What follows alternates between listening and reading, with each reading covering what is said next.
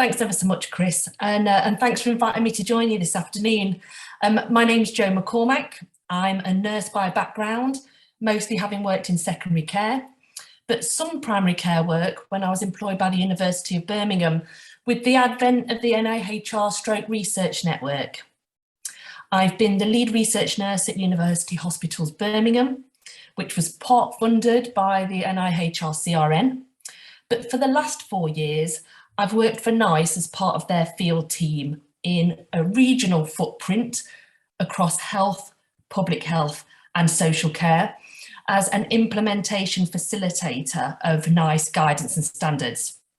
And that's implementation support to integrated care systems, commissioners, networks, as well as individual organisations such as trusts. And as an organisation, we also work quite collaboratively with other arm's length bodies, such as the AHSNs. So I really wanted to call my presentation today, Why NICE Needs You, but we'll go with engaging with NICE.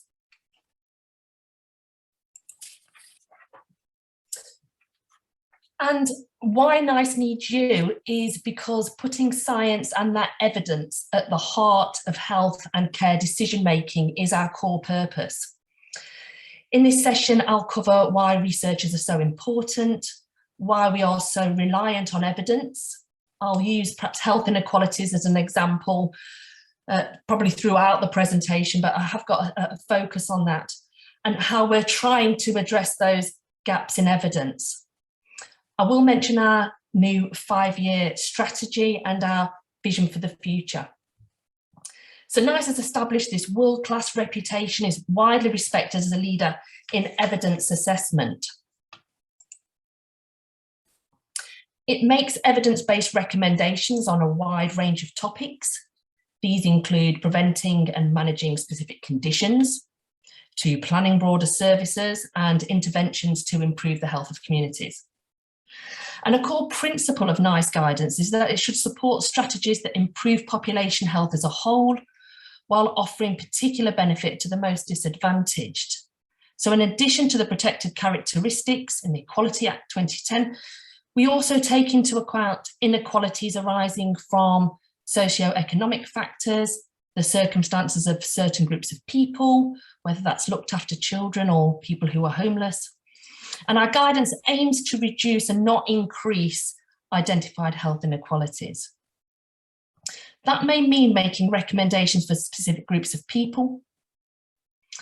Incorporating NICE recommendations and research recommendations into your work ensures that the care provided is effective, makes efficient use of resources, reduces inequalities and unwarranted variation. And I will come to recommendations for research slightly later in the presentation. So this is our guideline development process. We consider evidence really early on in our guidance process. At topic selection, we produce a briefing to help to inform the questions that we ask when we're scoping the product, the guideline. At the scoping stage, we're looking at evidence as well. Why is there a need for this guideline? What area does it need to cover? Then having scoped it, we define the PICO questions that we'll look for the research on to help shape these recommendations. And we're looking at strengthening how we access different types of evidence as well, whether that's experts by experience evidence too, and what to do in the absence of evidence. So in April last year, we launched our new 5-year strategy. Our old one had come to an end, so we hadn't interrupted that, but it was time for a new one that we felt would benefit everyone that interacted with us, from those working in the life sciences industries, seeking market access for their technologies, to users of our guideline recommendations and information services. So it's very much this renewed determination to prioritise our work, recognising the need to reduce health inequalities, which had been highlighted during the pandemic. It was about to work seamlessly across boundaries. We knew we needed to reduce bureaucracy and to speed up access to the latest and most effective treatments that we were being made aware of.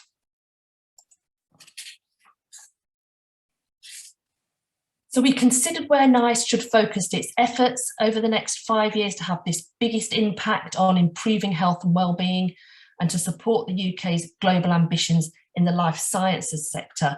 And the strategy really has 4 pillars. The first pillar, that rapid, robust and responsive technology evaluation. Pillar 2, about dynamic living guideline recommendations. Pillar 3, about that effective uptake to maximise our impact. And pillar 4, which I think might be of the most interest, on data research and science.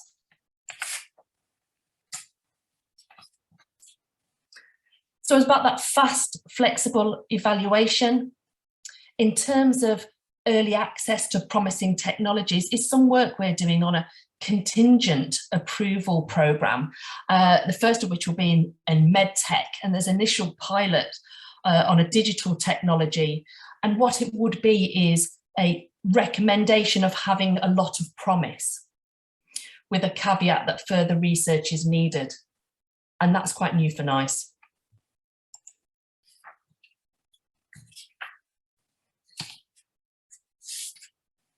And then pillar 2 is about being able to update our guidance much more frequently, having the evidence accessible at the forefront, this flexible, rapid methods in order to answer the questions that are important, new approaches to gathering feedback and addressing inequalities. So historically, writing a guideline will often have taken NICE 2 years.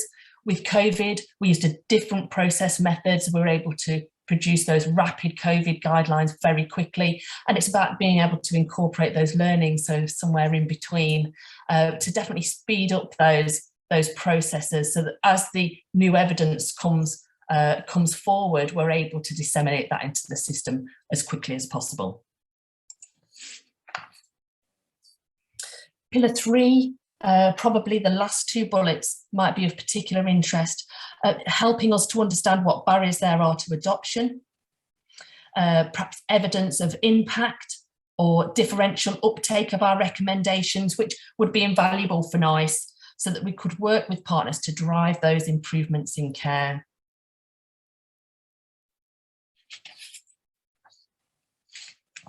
And pillar 4, we want to make more use of real-world data in future, really get a representative picture of patient and public opinion. Also looking at environmental impact and support driving research in that best direction to meet needs. So NICE does have a unique role.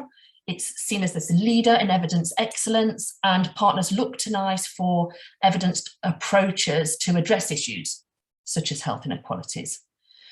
And to do this effectively, NICE needs to apply an evidence-based approach through this systematic consideration of evidence and this real commitment to building the evidence base with research recommendations. I know this slide's a little bit busy, but it's an example which shows some of the work we're doing in an area. Again, this happens to be health inequalities that I've pulled out, but there's very light teal boxes near the top there, which highlights there's a lack of effective evidence for different groups. There's a lack of data to help inform our quality standards. There's a lack of data around implementation and uptake, and an issue on measurement, on access to data and analytics. And these darker teal ovals that sort of run just above the centre, topic selection, scoping, evidence review, guideline recommendations, etc. That follows our process through there. And there's evidence that, that we need at various different stages in all of that early part of the process. So for topic selection, we would have a health inequalities briefing, which includes disease and risk factors, and that's all based, that briefing's all based on research, and so we only know that because of the research evidence that's available. And we need to inform that. That informs topic selection and scoping. And scoping guidance, there's no evidence around that differential access or differential benefit, something we'd want there to be work on to obviously strengthen that evidence base. And then in evidence review, so we review all the evidence once we've confirmed that scope. So you can see how important evidence is and research throughout all of that. And then the next stage on that in terms of our guideline recommendations, and they'll often include recommendations for research. So that's where the committee of experts in the topic, professionals working in the area, service users, lay people who come together as a committee and reviewed all that evidence in that scoped definition for that topic. And they want to really say something, but there's no evidence out there for a particular recommendation. And so they'll often highlight that as saying it's a recommendation for research. So it's very much the gaps in the evidence. It does actually specify the exact research question that would need to be answered. And there's a full rationale as to why that's important. And several of these often go forward in the NIHR. I know that for funding calls. It's easier to show the value of research if it's plugging a gap identified that would lead to national guidance. And I just wanted to give an example. So on the NICE website, if you typed in dementia, an option would be the dementia guideline. So on any guideline landing page from NICE, you would always get these recommendations for research, where there's an evidence gap just on that left-hand side, and you can click on that. So this is what's called a guideline landing page. And you can see I've just highlighted recommendations for research, and the 5 are listed there, and it's all hyperlinked, but you can just scroll the page and read more about those. And then our vision for the future is really that aiming to be agile and flexible and dynamic to meet any challenges ahead, and really to get ahead of those challenges and new opportunities as opposed to just keeping pace to those. So the 5-year strategy is not everything that can be done at once by any means, but we have a roadmap for technology evaluation. That included a launch of the new office for digital health this year, implementing new revised processes and a methods manual. A roadmap for guidelines, which included established cross-agency panel on priority topics, reducing the selected guidelines and producing them in a new interactive format. That enabled us to update those very, very easily, which is where the living guidelines comes in. The roadmap for uptake, which is a new implementation strategy that we're just working on at the moment. Setting out our patient safety role and exploring partnerships to improve access to our guidelines. And then this roadmap for data, research and science, looking at establishing research and data partnerships, starting to think about that real world evidence, data methods and standards program, doing some of this work collaboratively, for instance, with the AHSN network with a common definition. And I just wanted to highlight an upcoming event that may be of interest. So a NICE Methods Research Priorities, which is a virtual event you can sign up to very easily on the NICE website or via these slides. So I have hyperlinked it here. That's on Thursday, the 31st of March. Gives an opportunity just to learn more about NICE methods, research priorities, and our ongoing research in collaboration with partners in the UK and Europe. So I know I've kept it quite general and quite succinct. Thank you for listening to that, and I'm very happy to take some questions.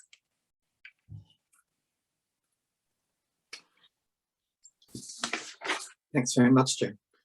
So I've only seen one question in the chat, so I think that was from Jane McDermott.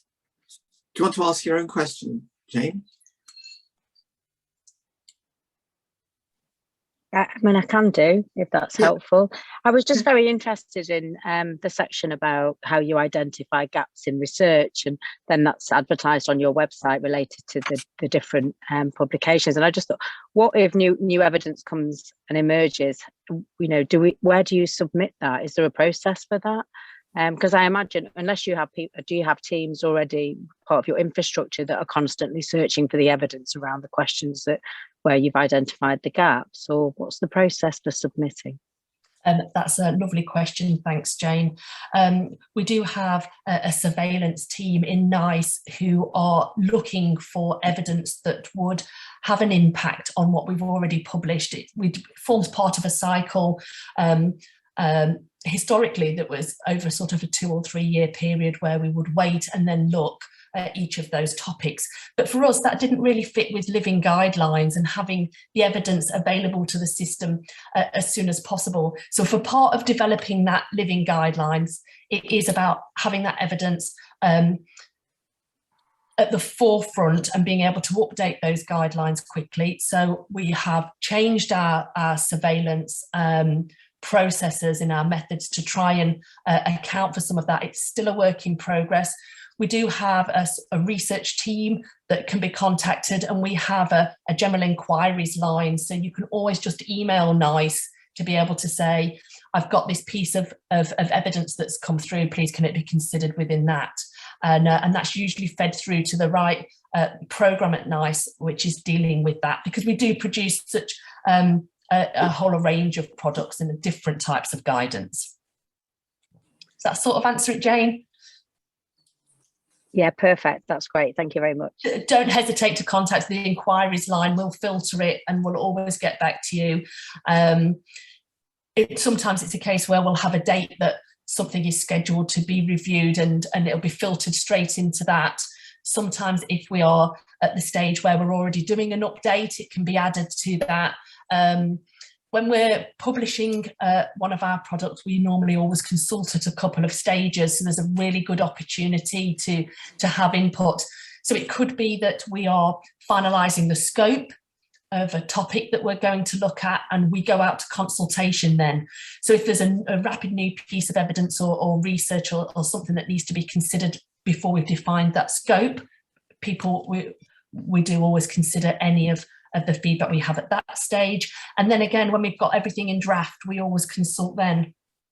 You can see a list of everything that's in consultation at any one particular time, but people can register as a stakeholder and have their views considered as part of that consultation process. And that was important for us when it took really important for us when it took 2 years for us to be able to produce the guideline, because obviously during that time, the evidence can change quite a bit. And obviously now the evidence can change really rapidly. So we do have a surveillance team. There's a couple of opportunities for people to contribute during consultation, but don't hesitate if you have come across new research to flag that to NICE.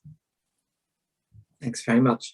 And we've got a question from Helen Roberts, and Helen's from Wessex ARC, which is the lead for the National Priority Programme.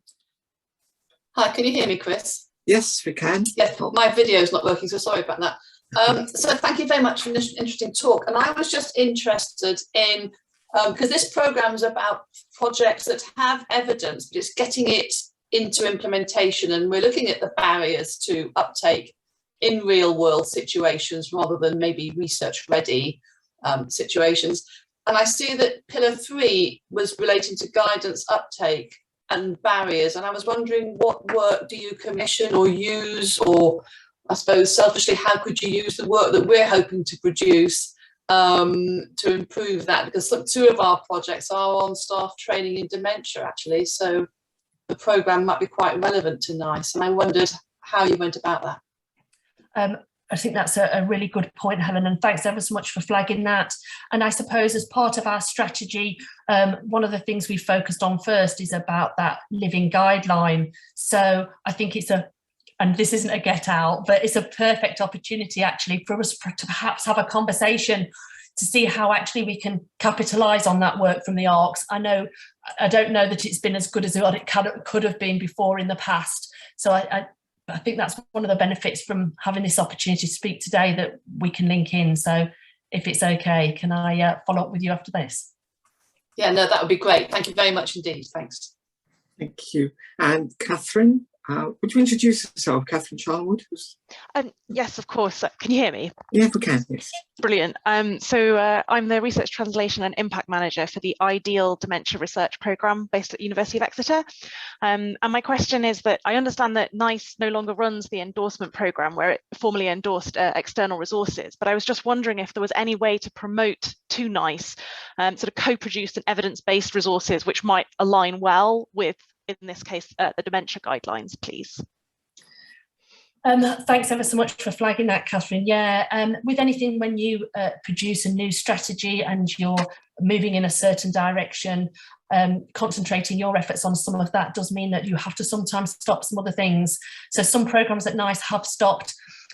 We had a Fellows and Scholars programme as well that unfortunately has stopped. We've paused something called our Shared Learning Collection, which was a really good example of how people have used NICE to overcome in the system to overcome some challenges with that.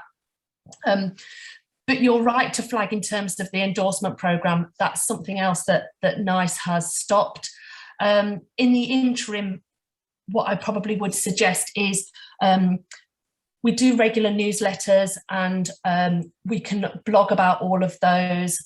We can highlight those in our circulation lists for our social care newsletter.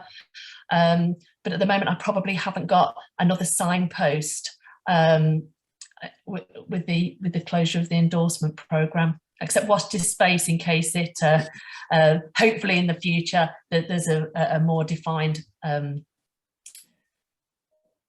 recapture of some of that, or signpost into something that I can forward on to people. So not a great answer, I'm afraid, but do get in touch with us if there's something we can blog about that's linked with NICE. We'll happily still record it from a field team perspective to share it regionally in terms of if it's got any link in terms of any of our guidance or standards. So do please get in touch with those. Very happy. My email's on the front of these slides, which I will make sure is shared later today. And very happy to hear that exact example that we can take around the region as part of the field team. Thank you. I can't see if anybody else is asking a question. So if you are, would you like to just shout out? Okay, well, I can have a question of my own rather than use my chair's position. I was actually really wondering about the whole, if you like, the cycle that you started with your very first slide about how you choose the topics and then the scopes. How are we best able to influence that? So how would we really influence getting in at the topic end and getting the topic onto the agenda and influencing how the scope would be chosen? I mean, what's the best approach? Yeah, the topics really come to us from NHS England, Chris. Mm-hmm. That's sometimes it's dictated directly from the government on things. We did do a consultation about social care where we sat down and did a big consultation specifically on social care to see what their priority topics would be, and we slowly worked through those. So that was several years ago now, and we've sort of really come to the end of that. So at the moment, what we've been receiving is, and we receive our work from NHS England. So that isn't a topic that we choose, but influencing that. There's obviously the two consultation stages, but that consultation at scoping, when we've said this is a topic we're going to do, this is the time frame, that on the NICE website, when you first pull that up, the centre of that now is about getting involved in NICE, which talks about various different opportunities to have your say. It does include things like just observing a committee to the stage where you are a committee member of that. So if you are very passionate about a particular area and you can see the upcoming list of topics that we're going to do, then you can absolutely apply to be a member of that committee. Okay. And I think just shouting about your work, I think we probably need to build on this to have a closer relationship with the ARCs. We've currently got a 2-year collaborative agreement with the AHSNs, but very much in line with our strategy in the direction of travel. I think this is really timely, Chris, so I think we'll be exploring this.